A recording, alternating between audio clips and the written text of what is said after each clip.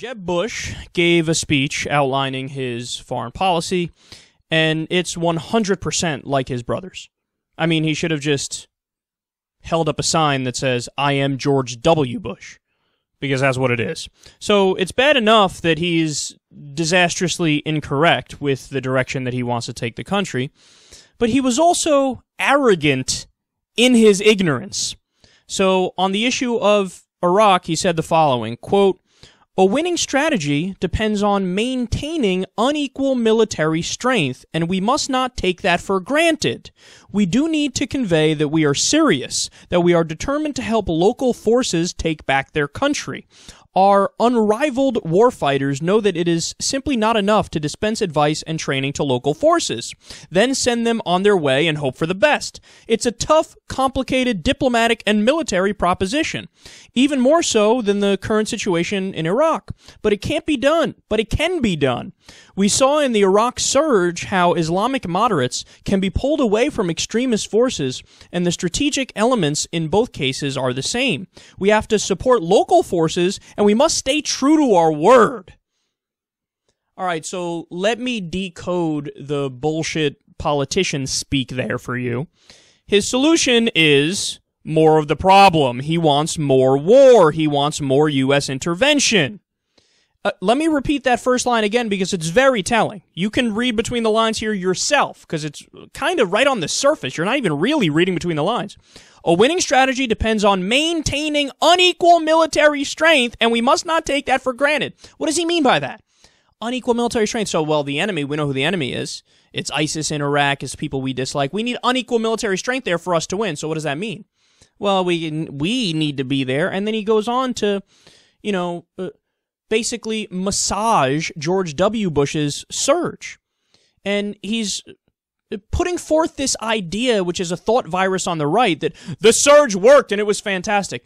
But wait.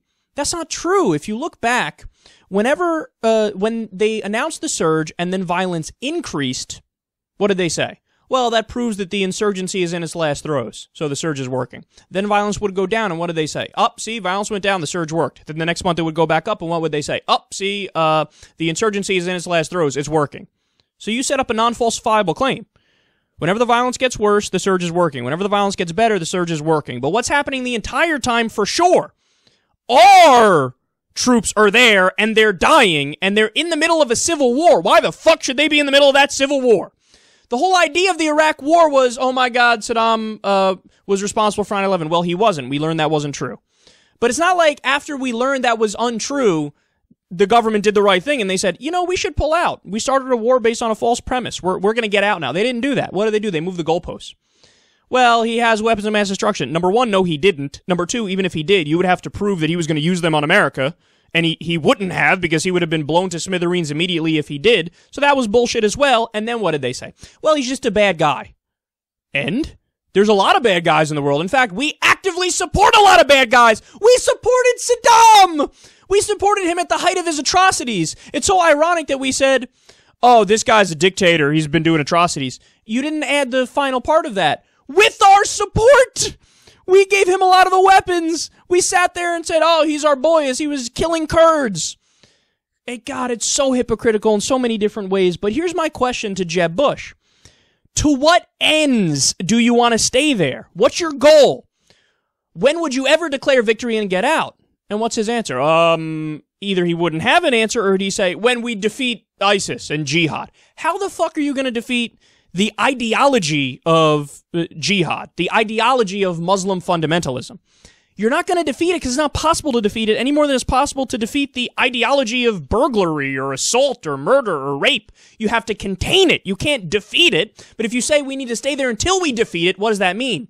Unending war. We're going to be there forever. And by the way, the facts show what? We've made the problem worse. It's just like the war on drugs. They declare the war on drugs and say, we're going to try to eradicate drugs. That's what we're going to do. What happened? Fast forward a couple decades. There's more drugs now, and people are more likely to take drugs now, and we've wasted over $1 trillion in the process. So it hasn't worked. By any objective measure, it has not worked. You declared war on terror to wipe out terrorists, and now there are more terrorists today.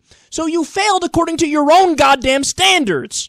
But what's your solution? Say, let's do more of the problem. So, and then here's where you open the door for conspiracy theorists to come in and talk about how, well, maybe that was never the goal in the first place. You know, I mean, let's face it, a lot of people do make a lot of money from these wars. So perpetual war is not a bad thing if you're in Honeywell or if you're with Raytheon or Halliburton or KBR. In fact, you love that. And not only that, I mean, America is an imperialist power, and we do jack natural resources from virtually everyone. I mean, if you look at our history of interventions post-World War II, it's not like we invaded all those countries because, oh, we're so altruistic and we care so deeply about those people. No. We saw personal gain in it, so we did it. So, for example, the classic example is, do you know where the term Banana Republic came from? We overthrew a government in South America because the Chiquita Banana Company wanted the bananas. So we said, okay, your government's gone. Now we're taking the bananas. Just topple the government, take the bananas.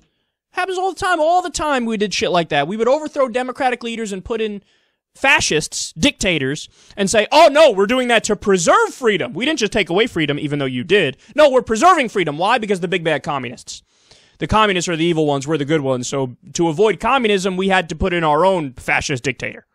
Please, man, what a joke this is. And you still have idiots who believe in American imperialism and act like, no, we're the good guys by definition. Whatever we do is right. No, it's not right. What if you are the problem here? But it gets more pathetic. You ready for this? Who does he blame for ISIS? Take a guess. Do I even need to say it? Quote, that premature withdrawal was the fatal error, creating the void that ISIS moved in to fill, and that Iran has exploited to the fullest as well. All right. So he's blaming Obama, that's clear. But he's making the same mistake Scott Walker made and all these other idiot Republicans made. He doesn't even know the difference between a Sunni and a Shia. He's like, this is helping ISIS and Iran. But ISIS and Iran are enemies. What are you talking about? They're not working together. Iran is fighting ISIS. Iran is Shia. ISIS is fundamentalist Sunni. How do you not know this? He's just like his brother. Everything is exactly like his brother. And by the way, you're blaming Obama and Hillary Clinton. What about your brother? I love how in the Republican mind, it's okay to do revisionist history, but only if you're revising Obama's history. So you don't actually go back to the root of the problem when it started. You go, well, let's move the clock up to like 2010 and blame Obama. Because, the withdrawal made it worse, and so you put it all on him. But wait, if your brother never invaded in 2003, never got rid of Saddam Hussein, never de-Baathified the government, so got rid of the relatively secular Sunnis, what would happen? You would have never had ISIS. Of course you would have never had ISIS. You want to know why? How did ISIS get so much territorial success? It wasn't the religious zealot idiots who were in ISIS, because they're fucking idiots. I mean, look at the shit they believe. They're morons, right? No, it was because of the Ba'athist generals. Saddam's generals know how to be generals. They know how to take over territory. They know that terrain. They know exactly what they're doing in that respect. There are letters of generals, Ba'athist generals who teamed up with ISIS, where in the letters they say, yeah, I don't believe in any of this fundamentalist garbage, but we're teaming up with them because they wanted Sunnis to get control again, take over the same region again. Because what did the U.S. do? After we got rid of Saddam, a Ba'athist, a secular Sunni, who did we put in? Maliki, a Shia.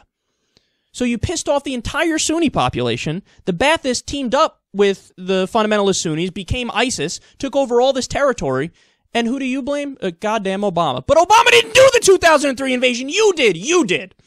And just to be clear here, I of course am not blaming the ideology of jihad or fundamentalist Islam on America. That would be ridiculous. Of course that ideology would exist either way. My point is, specifically in the region in Iraq and the rise of ISIS, so that problem has been exacerbated as a result of bad policy on our part, and I think you can't argue against that.